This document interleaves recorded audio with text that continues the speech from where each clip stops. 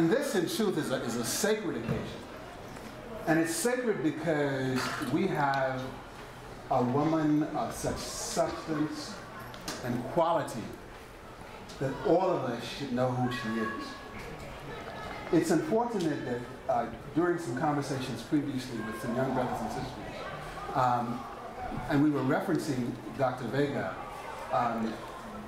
they didn't have a sense of who she was. So we think it's important for you to embrace these conversations.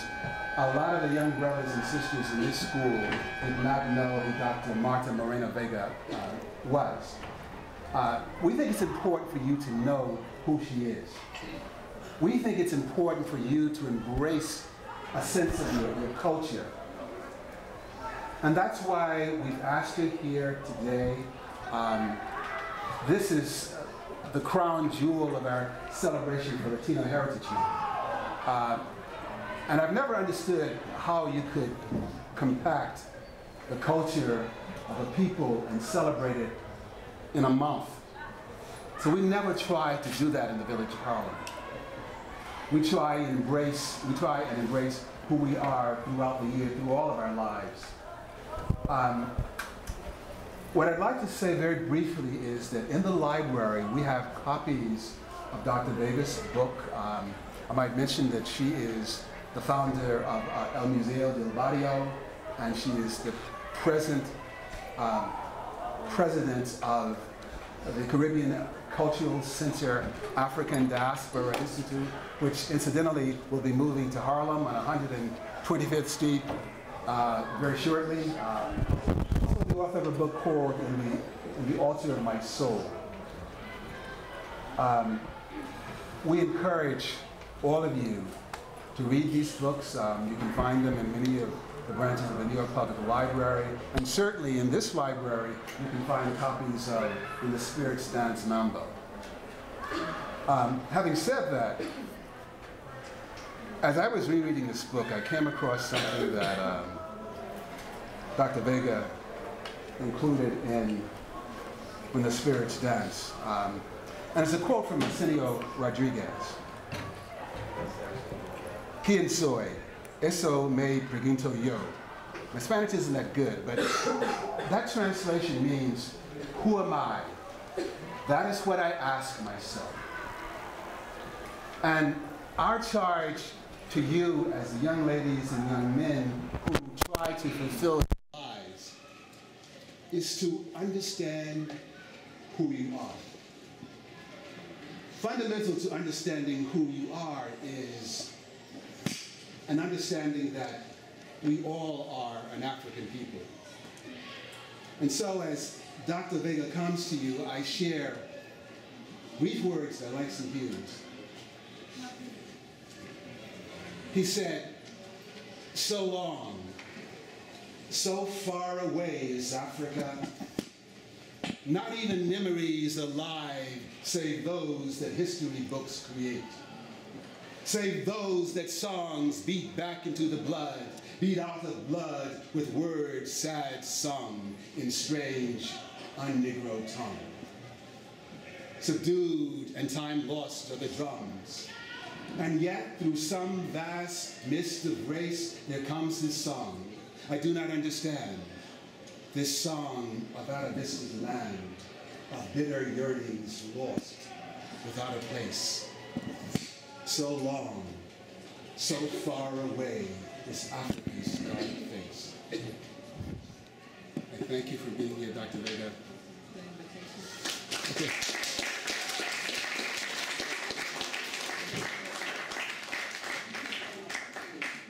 15 minutes before 12, so buenos días.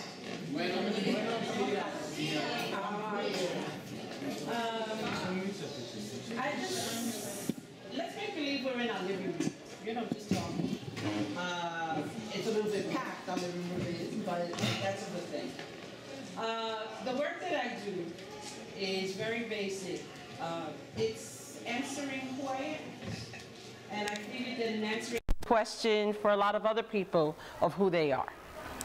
At your age, I was wondering, because I would walk into a room and people would say, es negra, she's black. Okay? Or I would walk into a room, y es Latina, right? But is she really Latina because she's black? Ah, no, es de Santo Domingo. Ah, no, es de Puerto Rico. No, es de Panamá. No, es de Trinidad, right? So, you know, and that was like very interesting because I was like, you know, people don't know who I am, where I'm from, you know. People don't even ask. I don't know that they care, you know. But the issue for me was, then who am I? You know, how do I become who I am, right? My mom was very light-skinned, de Puerto Rico, Caguas. Papi de Loíza. Loíza Aldea in Puerto Rico is a very black area, and he was ebony. So my mother was very clear that she was black because her daddy was black, right? And she happened to come out light-skinned, like many of us do. And then high yellow, if you will, right? And my father was very dark-skinned. So when they come to New York, they come to El Barrio, East 102nd Street, or what some people call Spanish Harlem, right? So that throughout that sort of information gathering, if you will, my mother was always clear. Tú eres negra and you have to be better. You are black and you have to be better in school. You have to study harder. You have to be better because when you go out there to work, it's going to be harder for you to find a job porque eres negra. Right? So I grew up with that, the sound of my mom in my ear and the sound of my dad in my ear because oftentimes because he was disrespected because he was black. The first job that he got in the United States or New York, expert on machines of making lace out of wood.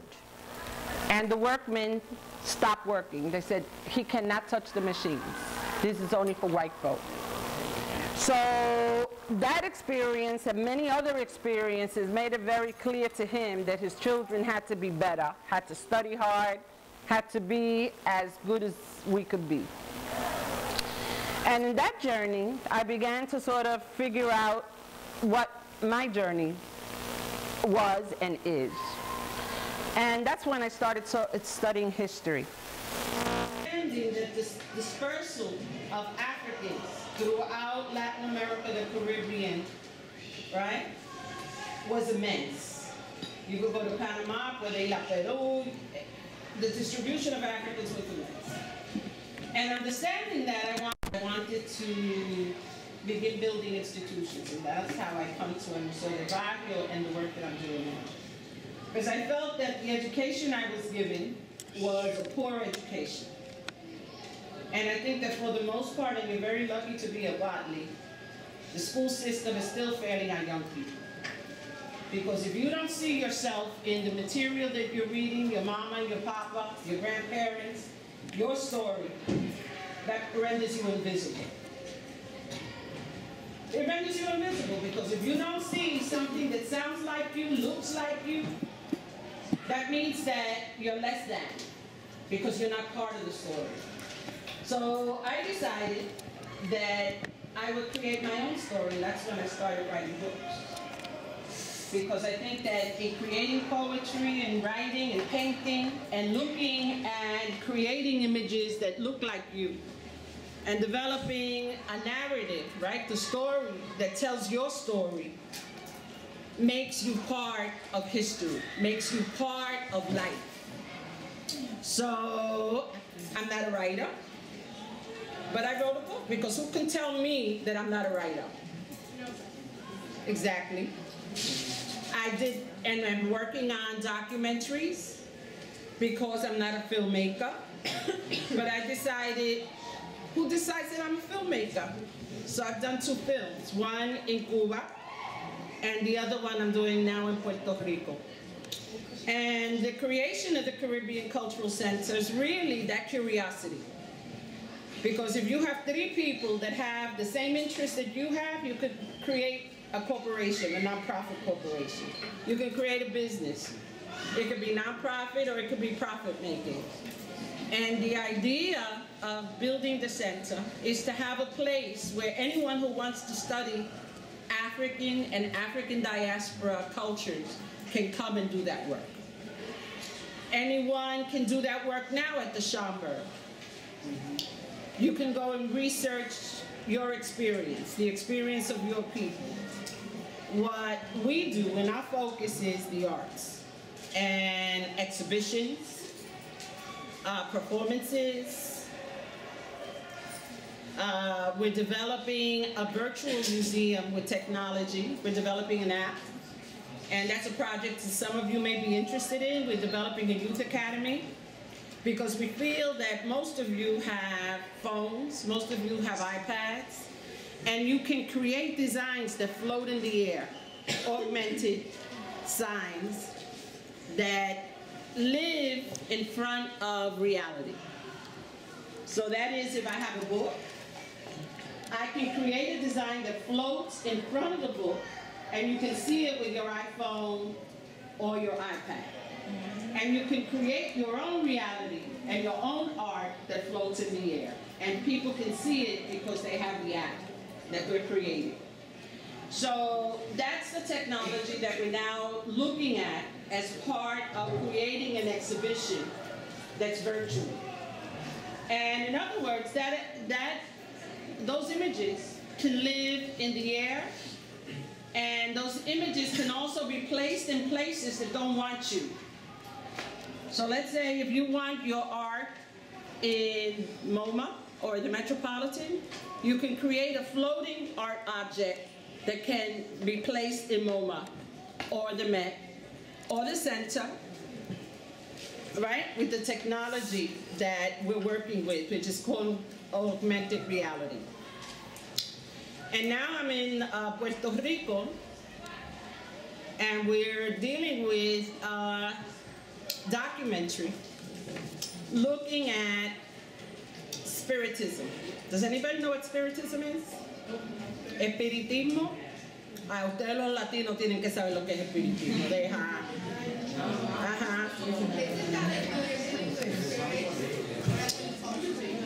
Right. In English, it's generally, and you probably see it on talk shows, people who are mediums, who can sort of be possessed by spirits. So one of the ideas that we're working with is that we were looking at what is African in Puerto Rico, in addition to bomba, plena.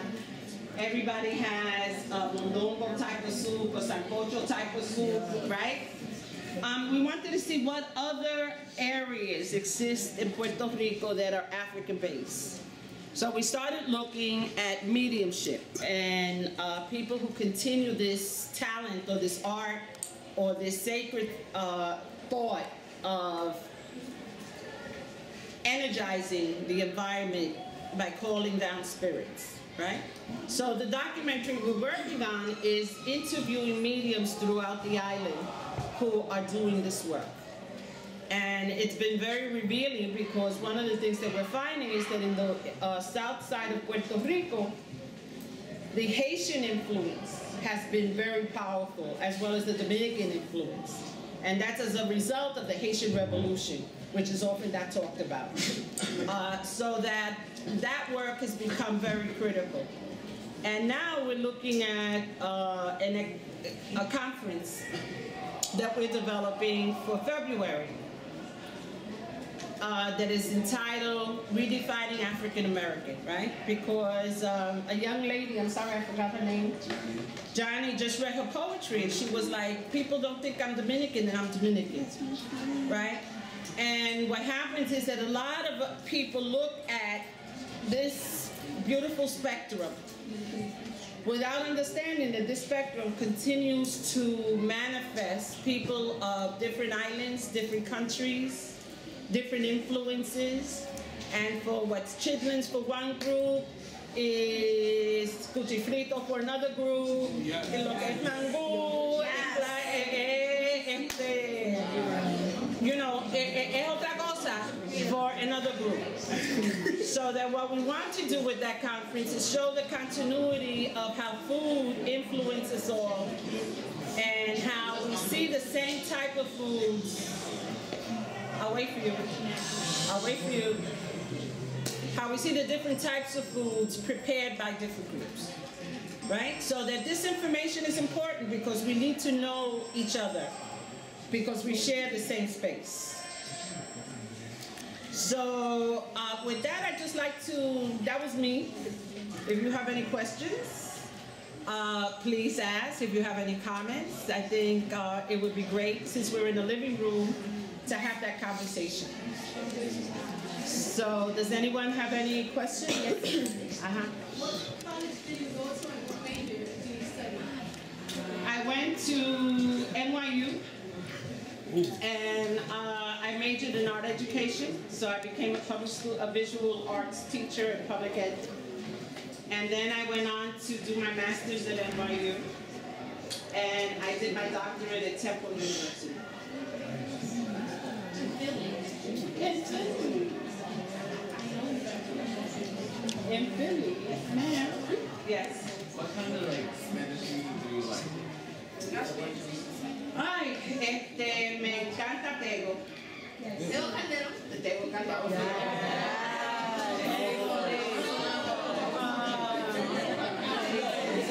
Tego's very important. And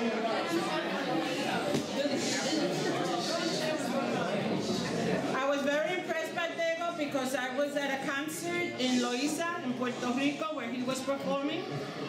And not only are his words extremely important, because you have to understand his words, right? To understand what the impact and the issues he's talking about in terms of Puerto Rico and the world, right? Especially addressing the issue of racism. But he did a very important thing. One of the people in the audience asked him to sing a particular song, and he refused to sing it. He says, there are children present. And he says, I have children. And there are certain songs I don't sing in front of my children. That's cute. And I thought that that was very important because that was, you know, like understanding when there's an adult crowd and understanding how you train and educate children. Mark Anthony? I just went to a concert con El Gran Combo, porque El Gran Combo is my love. Y El Canario, El Canario is probably the best showman on the planet. So, that answers your question? Yes, sir. My favorite author?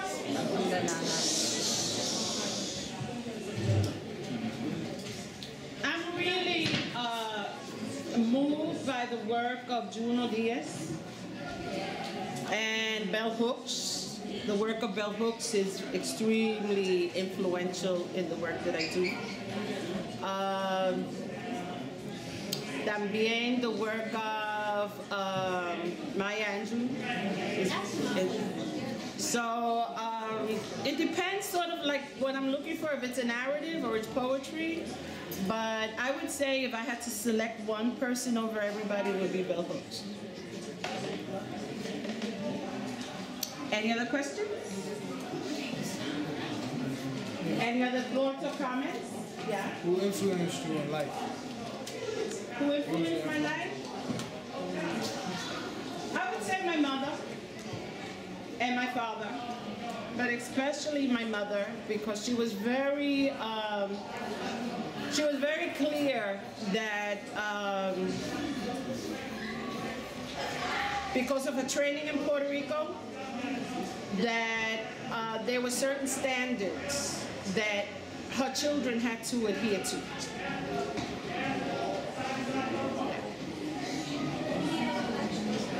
Yes. My idol? And the reason I say that is because I think that, and this is going to sound very egotistical, but that's what it is. I think that you have to honor you in order to honor anybody else. And if you honor you, you can see specialness in other people. So I don't have one idol, I have many. There's Antonia Pantoja, who built Aspira. There's Evelina Antonetti, who was a parent advocate and my mentor. There's Franklin H. Williams, who was the inspiration for the Caribbean Cultural Center and Ricardo Alegría. So that I don't have one person, but I have many people who I admire because of the work they have done and have helped me grow in the way that I feel I continue to grow.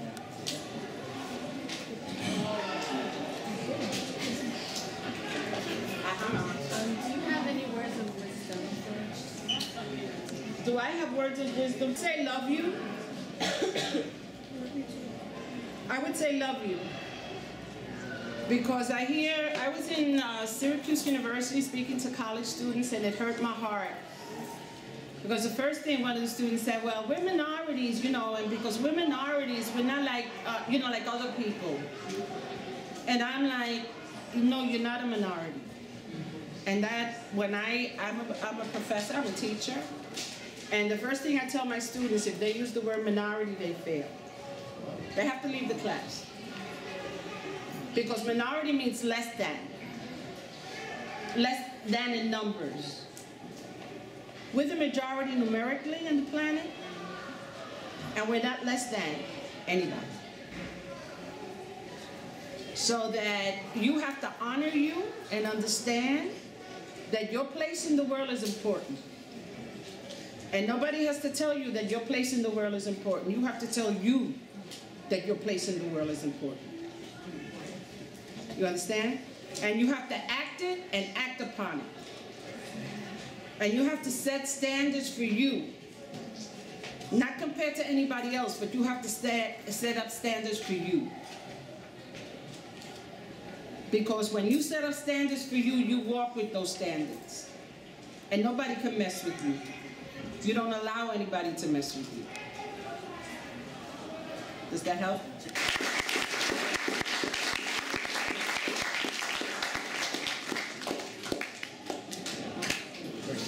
Yeah. Aside from like the racism that you face in your family, do you think that being a female affected you or pointed you towards like adversaries that a male wouldn't have? ¿Cómo? What are you trying to say? That how being a female affected the career that you chose? Were there just expectations of you? Children. I have 2 sons, and I'm a grandma. Yes. Yo soy abuela. Yes, soy abuelita. Because I was teaching, and when I had my first son, of course, I stayed home for the first 3 months, and it was driving me crazy. And then I knew, because my mother had just passed, that my mother would roll over in her grave if I let my children be babysat by somebody else. So what I had to do was create jobs that I could take my baby. So that really led my going independent from teaching, because I couldn't take my child to school. And so I started taking jobs where I could take my son. So I work with parents in the Bronx in the Millbrook houses in the projects, because there was a parent English as a second language program that I worked in, and they had a nursery, and I could take my baby. And then from there, I started, you know, working at a museo and other places that I could take my children with me. So I think that directed my life more than, you know, anything else. Could you share something in history that you researched that really blew your mind, that could possibly inspire the young people? Like a tidbit, or just something historical that when you found it out in your own research, your own travels, that was just captivating to you? Well, when we went to Africa, I took a group of about 80+ people to Nigeria. And we had scholars, we had traditional leaders, practitioners of African religions, we had researchers with us, artists with us, and everybody was being very formal. You know, everybody was being very formal and, you know, being very polite. And when we were taken to lunch, the luncheon that was brought out had plátanos.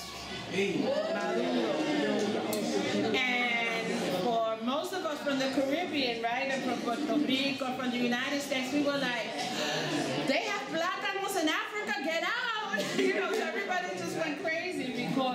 The meal was plátano, rice and peas, and chicken. And so it was like, you know, food breaks down barriers, and that was like amazing because everybody just started being very friendly after that. You know, it just broke down barriers. It just did. And if you look at dishes from different Caribbean, African, and Latin American countries, you'll see the similarities of these dishes. And these are all generally African-derived dishes. Are there any other questions? We have about 5 minutes. We're going to need to bring this full circle.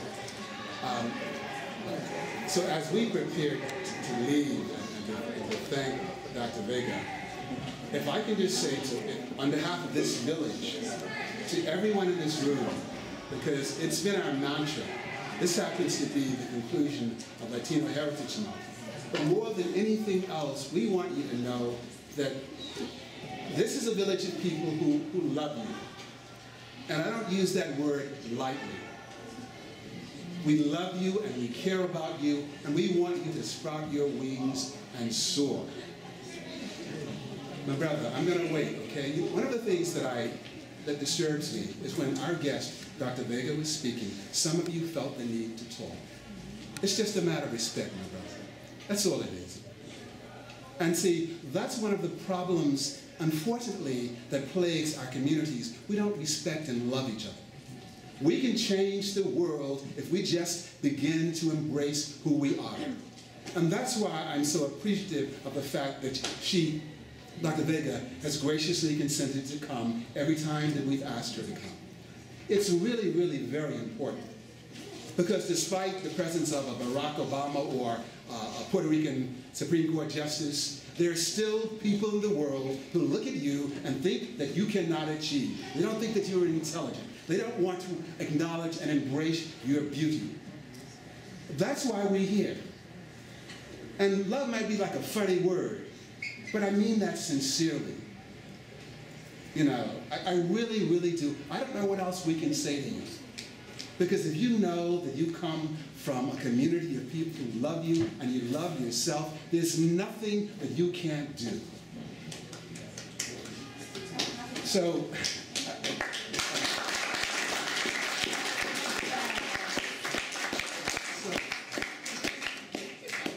again, we want to thank Dr. Vega. We want to have a chance to take some pictures of her with some of you. But I just want to say again, before you leave, because the bell is going to ring in about 4 minutes. In this library, there are a number of books that you can take out. We have an anthology of Puerto Rican poetry, for example. I encourage all of you to look at this book. This is a book, Afro-Cuban Voices. This book is available in the library. There's a place on Lower East Side called the New Rican Poets Cafe. In fact, Dr. Vega, the last time you were here, there was a young man by the name of Louis Gonzalez. He happens to be in Syracuse now. But Louis was the youngest person to perform at the New Rican Poets Cafe. We took him down one evening and he did his thing. So we would encourage you to look at this anthology. And lastly, we have some limited copies of When the Spirits Dance. Your latest book is Warrior Women of the African Diaspora? Warrior Women of the African. It's an anthology of different Afro-Latinas writing from their perspective. And very shortly, we're going to have copies of that book because we're going to put our book order in next week, and you will be able to check that. We don't have any copies of In the Altar of My Soul, but there may be some other libraries where you may be able to access that book. And lastly, this is a book called Harlem, May Our Words Honor You. And I include this book because there's some brothers and sisters whose work hail from the womb of Puerto Rico and the Dominican Republic. In fact, Gianni, the poem that you heard this morning, Dr. Vega, that young lady is Dominican. Geronimo, who read to Dr. Vega also, he's from Puerto Rico. We also have in this anthology a Mexican poet by the name of Paul Flores, and he was the Fiction Prize winner, and he hails from California. He was here in this library where Dr. Vega is reading some of his work. So we encourage all of you to read these books. I can help you to find them in any of the 82 branches of the New York Public Library. You should be able to access them. And lastly, again, at the risk of being redundant, we simply want you to know that we love you and that we care about you. So Dr. Vega, thank you for coming. Thank you.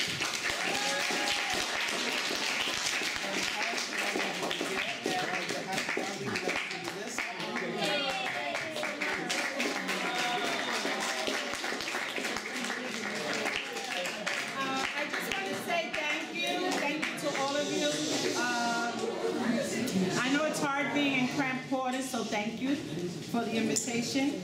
And any of you who are interested in technology and augmented reality type of art, please get in touch with Professor McIntosh and give him your name. And when we launch the program, because we're looking for 20 young people to be part of this App Academy, we would love to call on you to be part of the project. So thank you.